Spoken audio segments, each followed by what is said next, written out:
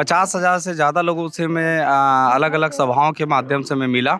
जनसंपर्क में मैंने तय किया कि सुबह मुझे 20 किलोमीटर चलना है और 5 बजे से लेके जो 8 बजे तक है 20 किलोमीटर चलना है। तो लगभग एक दिन में मैं 40 किलोमीटर चलता हूँ और अभी जब मैं आपके सामने हूँ तो मैं 48 घंटा हो गया है, मैं अभी तक सोया नहीं हूँ। मैं जनता के साथ दोहिया नहीं बनाना चाहता। मैं वो नेता वाली फीलिंग अगर आ गई, वो विधायक वाली फीलिंग आ गई तो कहीं ना कहीं मुझे काम करने में बड़ी दिक्कत होगी। मुझे ज़मीन पे रहना है। इस्तीफा देने वाले थे, यहाँ से रोड नहीं बनी। यस, और मैंने देखिए चुनाव के समय कहा था, पार्षद चुनाव के समय, अगर ये 6 महीने में नहीं बना पाया तो मैं इस्तीफा दे दूंगा, और मैंने 6 महीने के अंदर वो सड़क बना दी। तो मुझे मुझे मुझे काम करना आता है। मुझे अनुभव है कि बजट कैसे लाया जाता है। मुझे अनुभव इस बात का है कि प्रस्ताव कैसे बनाया जाता है और काम का विज़न क्या होना चाहिए, ये मेरे अंदर है।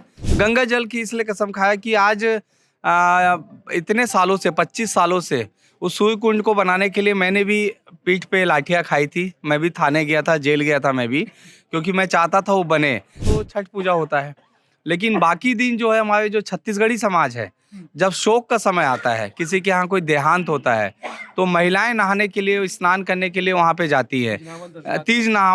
उसको तीज नहावन कहा जाता है। तो ये विषय से मैं बहुत आश्चर्यचकित हूँ कि ऐसा कोई टिप्पणी कर देना। भगवान बजरंगबली, जिसके लिए जो सेक्टर 9 हॉस्पिटल में स्थित है, जहाँ पे लोग वहाँ पे पूजने जाते हैं, और वो ये कह रहे हैं कि वो जो है उनके द्वारा बनाया गया है, तो बड़ा हास्यास्पद है। और इसका जवाब, क्योंकि बजरंगबली का जब गदा चलता है तो उसको कोई नहीं रोक पाता है। और वो जो गदा, और मैं भी इस दरबार में बजरंगबली के बैठा हूँ, और वो जो गदा है वो चलने वाला है, और 3 दिसंबर को बजरंगबली का गदा चलेगा और कमल ही कमल खिलेगा। और जो जो इस टाइप की बात कर रहे हैं उनको कहीं ना कहीं भारी नुकसान होगा। अंतिम दौर का प्रचार चल रहा है, क्या रणनीति आखिरी 2 दिन के लिए? नमस्कार, जय जोहार। रात के 10 बज रहे हैं और अंतिम दौर का प्रचार जारी है।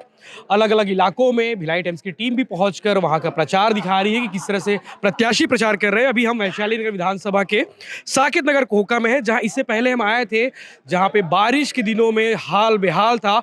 उस तस्वीर को दिखाए थे। सड़कें गायब है, नाली है नहीं, लाइट, स्ट्रीट लाइट भी नहीं है, तमाम तरीके की समस्याएं हैं, लोगों की बातें हैं। और वैशाली नगर के जो बीजेपी प्रत्याशी रिकेश सेन लगातार प्रचार प्रसार जारी है, बैठकें कर रहे हैं, छोटी छोटी बैठकें कर रहे हैं, जिससे ज़्यादा लोगों तक पहुंच सके। रिकेश जी से बात करते हैं। रिकेश जी, अंतिम दौर पे चल रहा है प्रचार, कितना किलोमीटर चल चुके हो, कितनी सभाएं ले चुके हो, कितना इम्पैक्ट नजर आ रहा है? आज लगभग 30 से 33 दिन हो गए हैं टिकट की घोषणा होने के बाद। लगातार मैं नवरात्रि के समय में बड़ी बड़ी सभा करने का अवसर मिला, जैसे जगराता के माध्यम से मंच मिला, गरबा के माध्यम से मंच मिला। लोग अलग अलग भक्ति भाव वाले जो गीत संगीत का प्रोग्राम था, उसमें मुझे अवसर जाने का मौका मिला। तो ऐसे में लगातार लोगों के साथ कनेक्ट होता चला गया। 50,000 से ज़्यादा लोगों से मैं अलग अलग सभाओं के माध्यम से मैं मिला। लोग मुझे हर कॉलोनी से, 37 वार्डों से, जब मेरी टिकट की घोषणा हुई तो 37 वार्डों से सब लोग बुके लेके, माला लेके मेरे निवास स्थान तक मुझसे मिलने आए। तो उस समय मैं हज़ारों लोगों से मिला। उसके बाद मैंने अपना जनसंपर्क चालू किया। जनसंपर्क में मैंने तय किया कि सुबह मुझे 20 किलोमीटर चलना है और 5 बजे से लेके जो 8 बजे तक है 20 किलोमीटर चलना है। तो लगभग एक दिन में मैं 40 किलोमीटर चलता हूँ, और अभी जब मैं आपके सामने हूँ तो मैं 48 घंटा हो गया है, मैं अभी तक सोया नहीं हूँ। उसके पीछे मूल कारण ये है कि काली माँ की पूजा होती है दिवाली के दिन, बंगाली समाज करता है। तो मुझे 10 से ज़्यादा कालीबाड़ी मंदिर में मुझे उपस्थित होना पड़ा। सबसे मिला मैं, और काली माँ का आशीर्वाद मैं लिया, क्योंकि काली पूजा बंगाल में जो है बहुत विधि विधान से करते हैं। तो वो चला करीबन 2 बजे रात तक। फिर 3 बजे से चालू हो गया छत्तीसगढ़ का जो पर्व है, जो त्यौहार है, जो पूजा होती है गौरव गौरी की। तो वो मुझे हर वार्ड में 3-4, एक वार्ड में 3-4 पूजा होती है।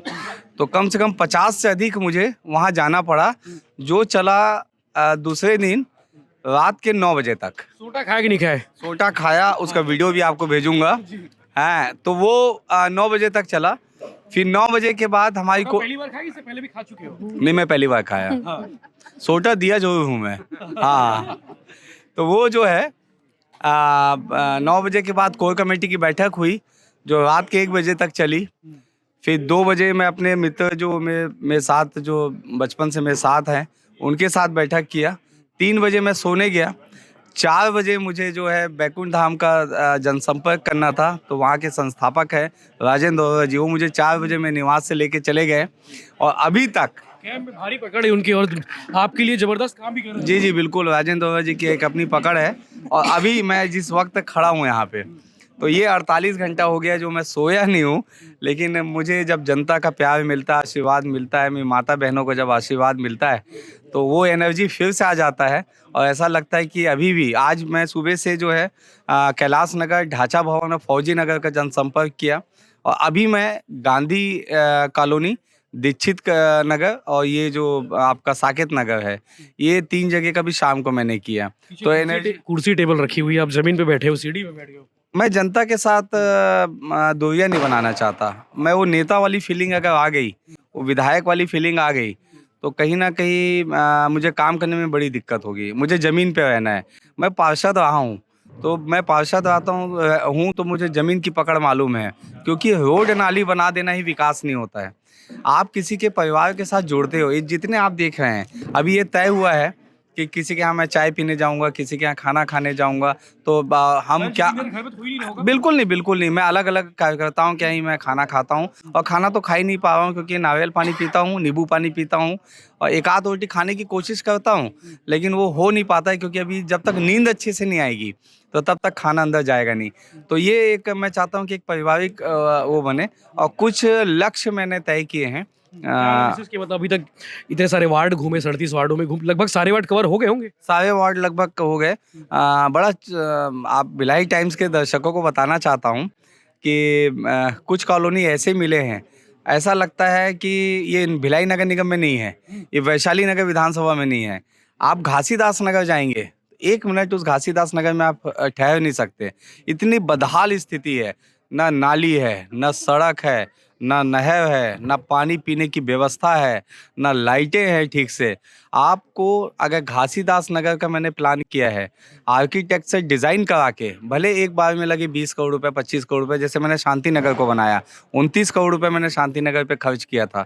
तो वैसा ही एक नया डेवलप करने की आवश्यकता है घासीदास नगर। स्पेशल प्लान होगा। आपको मैं बता दूं, घासीदास नगर के साथ साथ खमरिया भाटा और खमरिया गांव और जुनवानी, अगर आप चले गए तो आपको लगेगा कि आप कोई ऐसे अंतिम छोर में चले गए हो शहर के, कि ये मतलब भिलाई निगम और इसमें नहीं आता, जबकि भिलाई निगम को वो टैक्स देते हैं।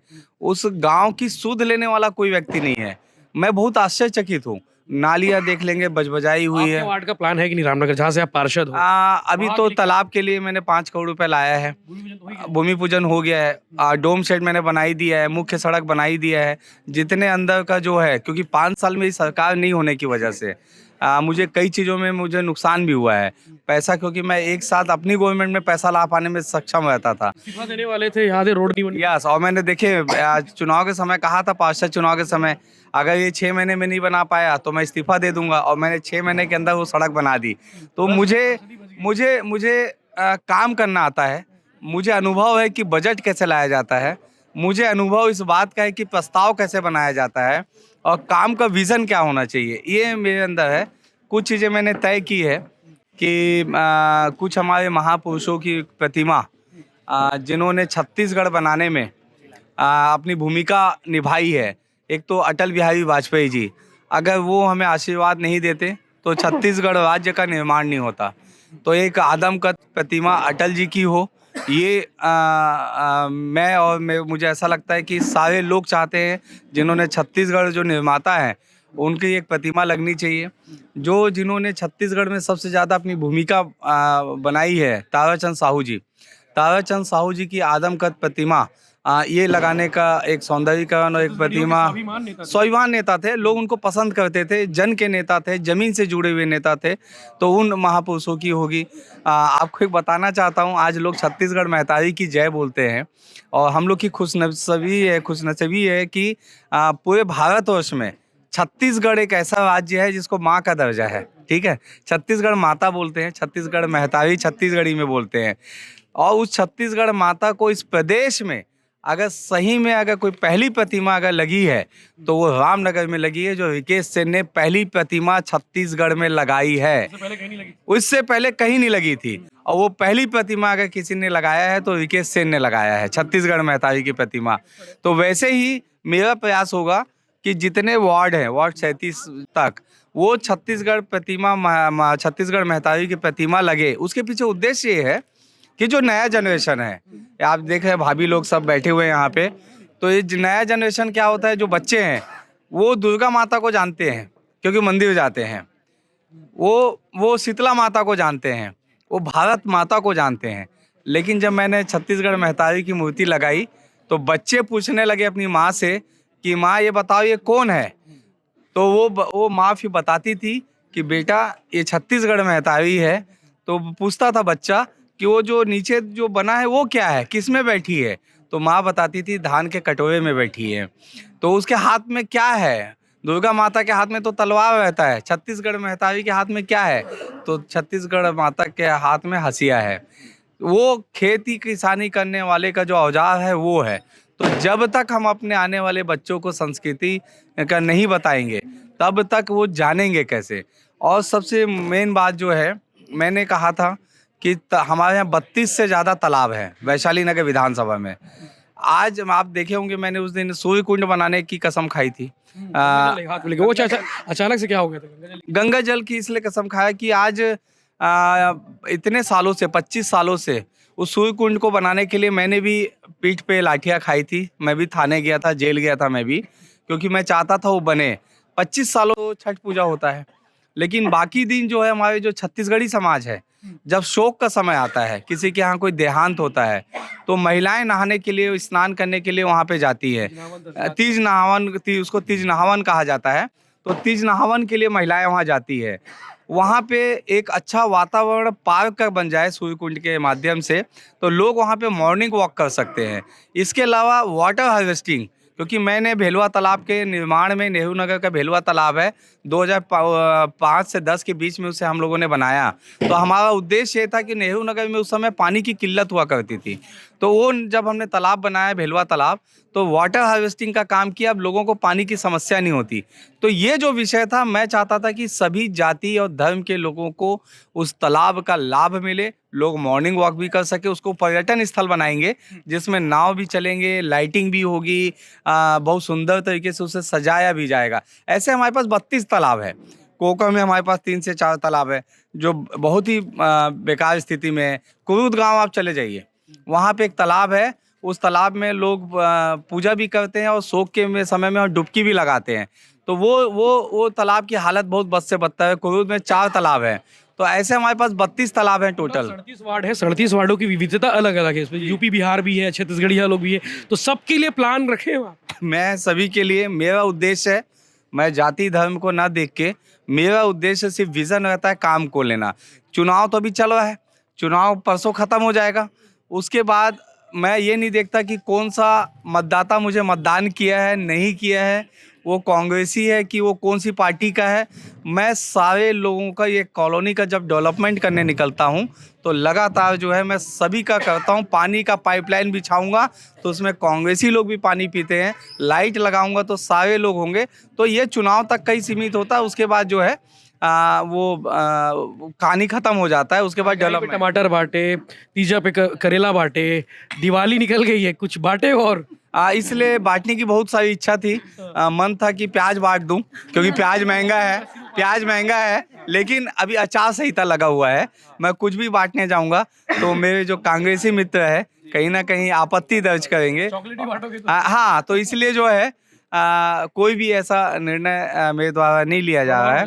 लेकिन एक चीज चुनाव में बड़ा मुझे आश्चर्यचकित हुआ। मैं भी साकेत नगर में हूँ इस जगह पे, और ऐसे ही मैं आज दिन भर में 100 जगह मैं जा चुका हूँ, अलग अलग जगह मिलने के लिए लोगों से। कांग्रेस ने जिस प्रत्याशी को उतारा है, उस प्रत्याशी को लोग जानते नहीं है और उसकी कोई भूमिका यहाँ पे नहीं है, और जो यहाँ से 10 किलोमीटर दूर उनका निवास स्थान है। तो ये ऐसे प्रत्याशी को उतारना कहीं ना कहीं समझ से बाहर है। और आए थे। उनके समर्थक आए थे, वशिष्ठ नारायण मिश्रा आए थे और नीरज पाल आए थे। मेयर साहब आए थे जी समस्या वैसे देखे होंगे। हाँ, उन्होंने क्या बताया बताओ। उन्होंने क्या बताया पूछे। उन्होंने यही बताया कि ये भिलाई का प्लांट है उनके वंशज का है, सेक्टर 9 का हॉस्पिटल भी उनके भूपेश बघेल जी के वंशज का है। काम क्या करेंगे ये बताएं वो। हाँ, काम नहीं, काम होता रहेगा, 3 साल है उनके पास टाइम अभी। अभी क्या करेंगे जीतने के बाद। नहीं, जीतने के बाद जिसके पति के नाम गैस सिलेंडर है वो ना अपने पत्नी के नाम करवा लें तो 500 रुपए का फायदा मिलेगा। देखिए आप देखिए भाभी जी जो बताने का प्रयास कर रही हैं, आपको उनको उपलब्धि बताना चाहिए कि आपने इस वैशाली नगर विधानसभा में आपकी भूमिका क्या है। वो क्या बता के गए भाभी लोगों को कि भिलाई स्टील प्लांट जो स्थित है वो मेरे वंशज का है। वो ये बता के गए कि सेक्टर 9 में जो हनुमान मंदिर है जिसको हम लोग पूजते हैं, जहाँ पे श्रद्धा से जाते हैं, जहाँ हम लोग अपनी मन्नत मांगते हैं, वो ये कह रहे हैं कि वो स्थापना उन्होंने किया है।